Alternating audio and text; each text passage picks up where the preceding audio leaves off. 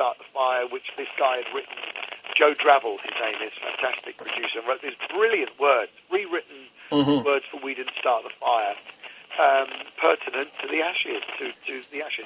Now, I have to admit, apart from David Gower and and Ian Botham and Richie Benaud, I didn't know who anyone else was. So you met David Lloyd, did you? The words, but we got there and we recorded it. Yes, and it's been playing on Sky Sports. That's right, promoting the Ashes. I turned it on and I thought, I recognise that guy, because obviously I've seen, even though I haven't seen you in person, I've seen your face on loads of posters. Right. And I thought, I know that guy. And of course, I've met Dave, you obviously met David Lloyd, Bumble. Oh, yes. Yeah, I bet that was an interesting afternoon. No, I didn't meet. You didn't meet them? No, I didn't. It was all put together, was it? At all. We just went to a studio at Sky Sports. Okay. Set up our gear.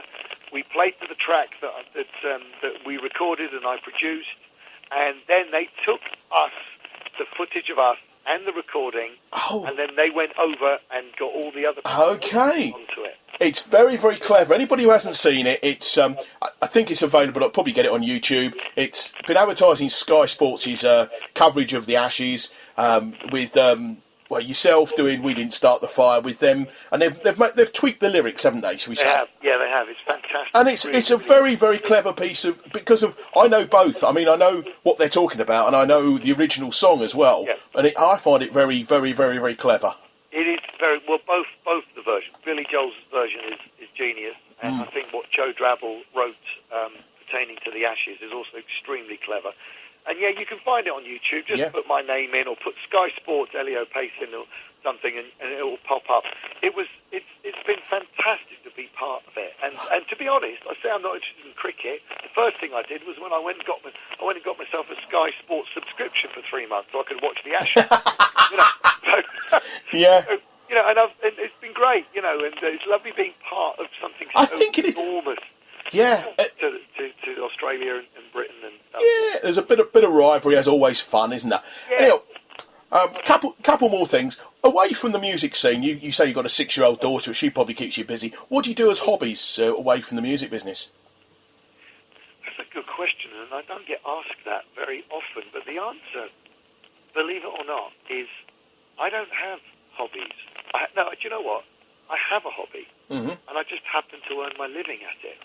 Well, that's a great thing, isn't it? It's so true. But it's a good question, Terry, because, as a kid, I loved sport. As I say, I played football, and I was player of the year for my team a few times, and I had I once scored a goal against Peter Shilton, wow. Sort of thing. I loved that, and I used to go out and play tennis a lot and all that sort of stuff. But I suppose as you become busier, I don't know, successful, busier, whichever way you want to call it, it becomes tougher to find time to do things that you want to do. I'm not one for holidays either. I mean, sitting around on the beach for 4 days, and quite honestly, I'm bored. Yeah, I know the feeling well. I love to. Don't get me wrong. For somebody who moves around the world a lot like I do, I fly everywhere all the time. I love to relax. I do know how to relax. I can, honestly, switch the computers off, switch the telephone off, lock the doors, and just sit in one place for 2 days and just get on and just watch a film, catch up on some stuff I want to do. I know how to relax. But hobbies, no. I mean, I am so lucky that I got to do my hobby as a job that I love every single day. And because of the varied aspect of what I do, it's never the same twice. Even doing the Billy Joel songbook, 70 dates last year, 50 dates this year. I think we've done about 28 this year already. Yeah. Every single one of those shows, every single one of them is always different to the one before it. And the next one will be different to the one I did in Woking on Monday. It's a beautiful art being part of music. And because I write it, everything's at your fingertips, in your mind. There's enough to keep you going there to fill many gaps in your life that hobbies fill. And thankfully, I have the greatest hobby on Right. earth, I think, and I'm very That's grateful great, that I isn't earn it? my living from it. That really is good. Do you happen to know if Billy has actually ever seen you perform? Do I have to know what? Sorry. If Billy has ever actually seen you perform? Sorry, it's cracking. The line's cracking. Should we go with that again? Has Billy Joel ever actually seen you perform? Billy Joel saw the video of me performing With his band? the original band. Really? Yeah, he didn't come to the gigs. They invited him to the gigs, but I think there's some history between them all and stuff. He didn't come, but what he did do was send the management to it, and they came along because they were there supporting me. I mean, the show went on with his blessing, and he saw the video of me performing Captain Jack and the Ballad of Billy the Kid, and Travelling Prayer, I think he saw. And I got a message back saying that he was very impressed, so that's nice. So and then I found out last year that he discovered that I was doing this 70-date tour of the Billy Joel Songbook, and I had a nice message from the management saying, Billy's thrilled that you're keeping his music alive, and he can't believe you're doing 70 dates. That's amazing. And so we do the Billy Joel Songbook with Billy Joel's blessing as well. Yeah, which is great. Well, let's just talk about the show. It's it's called Elio Pace Plays the Billy Joel Songbook. It's a 3-hour show. Well, it's a 2.5 hours. 2.5 hour show. Yeah, 2.5 hours of music in there. I always go to theatre shows and feel that a lot of theatre shows, I just feel, really? 45 minutes? Yeah. Is that it? Yeah. Really? And then I go to some concerts as well, and you're psyched up, and the guy or the person or the band are on for an hour and 40 minutes, and I'm like, really? Yeah. Is that it? Right, so I decided, no, do you know what? It may not be to everybody's taste, but I'm going to fill this show with music and some great stories about Billy. There are a lot of stuff that people don't know about Billy Joel. I do basically 4 bits of chat in the show, which talk about how he got his break, how he became a star, what underlies, I believe, his incredible genius, and actually how I discovered Billy Joel myself. So, and then we intertwine that with all this music. As I say, there's over 30 Billy Joel songs in the show. So let's quickly go through the dates, because I know you're tight for time. It's the 7th of October, you're at the Gordon Craig Theatre in Stevenage. Yep. And then on October the 29th, you're at the Swan in Wickham. Yep, looking forward to that as well. And then the one show I think everybody's looking forward to is November the 2nd. You're at the Stables in Milton Keynes. Yes. And there's an added twist to this one, isn't there? Are you going to tell everybody, or shall we keep it a secret? Well, do you know what? Yes, I will. No, it's not a secret. In fact, they've been selling it off the back of the fact that we are going to record the show, video the show, and film the show, to say, for a release of a Blu-ray DVD at the beginning of next year's tour. You see, when I started this last year, within the first couple of gigs of the very first ever Billy Joel Songbook show, people were going, oh, why can't we buy this? And I mean, part of me was thinking, well, we've only literally just started, so there's nothing to film, you know. And then halfway through the year, people still going on, why can't we buy this on DVD? End of the tour, still nothing. And then at the beginning of this tour, hope we can get a new DVD. And I'm thinking, see, because I didn't want to just I don't want to go into a recording studio and just record another version of Just the Way You Are. I don't want to go into and do another version of We Didn't Start a Fire just for the sake of the Billy Joel Songbook. I wanted, if I was ever going to do a DVD of the show, I wanted it to be something special and for a reason, and knowing that, you know, we've got something that's worth selling. You know, when you start something new, you just never know how the audience are going to take it. So we did the Stables last year, and it was the only show in 70 dates that sold out. We did it again at the beginning of this year, and again, it's sold out. Again, it's still the only show that's been completely sold out. We've got very, very close to selling out others. And I thought after the second show this year of the Stable show, I said to the guys, I said, look, you know what, I think it's time. We videoed this show. We have to do it at the Stables. They obviously it's such an amazing crowd there. It's a beautiful atmosphere. The room is great. It's a great history of live music in that auditorium, because it was obviously set up by 2 fantastic musicians in Cleo Lane and Johnny Dankworth. And so we contacted them and said, look, how do you fancy putting a second date in the same year And they said, yeah, we've only got a Monday night. I'm not sure if we're going to sell a Monday night. I said, well, let's give it a go.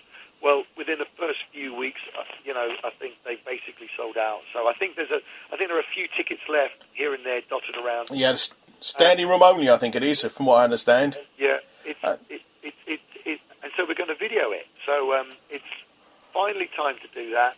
So the beginning of the third year, there will be a Blu-ray DVD of this show, which I'm extremely proud of, Terry. Well, and I've got to say, the reason I didn't do it on my own. I wrote the show with a guy called Matt Daniel Baker. We devised the show together. We wrote the show together. And I say wrote because it's not just a concert. It's a show. It's a proper show. It's the show that you would go and see in the West End. There's no dancers and there's no fancy backdrops or anything like that. It's all about the music, but it's been very carefully put together. And I'm very, very proud of it. And then I found out that we are the very first people in the world ever to put on a Billy Joel show in this format and tour it around a nation. No one has ever done it in the world, and we're the very first. Which is amazing, isn't it? So so the date is Monday the 2nd of November, isn't it, at the Stables, and there's a few tickets left there. Yeah. But I say, if you can't get there, there's the Gordon Craig on the 7th of October and the Swan at Wickham on the 29th of October. Yeah. Thank you very much today. Also, one thing I will mention, you've got your own website, haven't you? Yes, it's eliopace.com. And that's EILIOPACE.com. Yeah, that's right. And you people can then check out the availability of the tickets and other shows all around the country and all over the world, basically, can't they? All around the world, yeah. All the dates are on there and stuff, and it's all there. And the audiences for this show have tripled this year from what they were last year. Wow, that's amazing. And next year we're looking at a very, very lovely little tight little 30-date tour. I mean, what I've found, Terry, is that Billy Joel's music, I've said it before and I've said to you already, I believe it's the best rock and roll songbook ever written. Mm-hmm. But what's amazing is that there are thousands of people in this country, if not millions of people, who agree with me. Oh, yeah. And yet the general public seem to have sort of forgotten about this amazing songwriter. And yes, we all remember Uptown Girl and We Didn't Start the Fire and Piano Man, but it goes deeper and deeper than that. And what's been amazing and thrilling and very, very moving for me to watch my little dream come true of doing this show, which I hatched 30 years ago, is seeing the reaction of this audience. And I'm very proud to say we did 70 last year, 20 watts. So every single show so far, we get a standing ovation. And I say we because it's we. The band on stage are phenomenal. They're the best players in the country.